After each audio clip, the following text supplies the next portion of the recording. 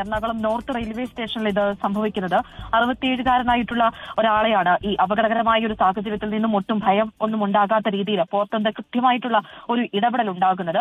ഇവിടെ ട്രെയിൻ നിർത്തിയ സമയത്ത് പ്ലാറ്റ്ഫോമിൽ ഇറങ്ങി വെള്ളം മേടിക്കാൻ വേണ്ടിയിട്ട് പോകുന്നു. തിരിച്ച് ഇദ്ദേഹം വെള്ളം മേടിച്ച് വരുന്ന സമയത്താണ് ട്രെയിൻ എടുക്കുന്നത്. പിന്നീട് ഓടി ട്രെയിനിലേക്ക് കയറുന്നതിനിടയിലാണ് ഈ അപകടം സംഭവിക്കുന്നത്. കാൽ വഴുതി താഴേക്ക് വീഴുകയായിരുന്നു.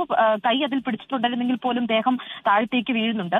അപ്പോൾ ഈ കൃത്യസമയത്ത് അവിടെ ഉണ്ടായിരുന്ന പോർട്ടറായിട്ടുള്ള രമേശാണ് ഓടി വന്ന് അദ്ദേഹത്തെ രക്ഷിക്കുന്നത്. 67 വയസ്സുണ്ട്. അദ്ദേഹത്തിന്റെ കൈക്കൊക്കെ സാരമായ രീതിയിലുള്ള പരിക്കുകളൊക്കെ സംഭവിച്ചിട്ടുണ്ട്. പക്ഷെ അതേ ട്രെയിനിൽ തന്നെ നാട്ടിലേക്ക് തിരിച്ചിട്ടുണ്ട്. എന്തായാലും കൃത്യസമയത്തുള്ള രമേശിന്റെ ഇടപെടൽ കൊണ്ടാണ് 67കാരന് യാതൊരു തരത്തിലുള്ള അപകടങ്ങളൊന്നും സംഭവിക്കാതിരുന്നത്. സുഹൈൽ.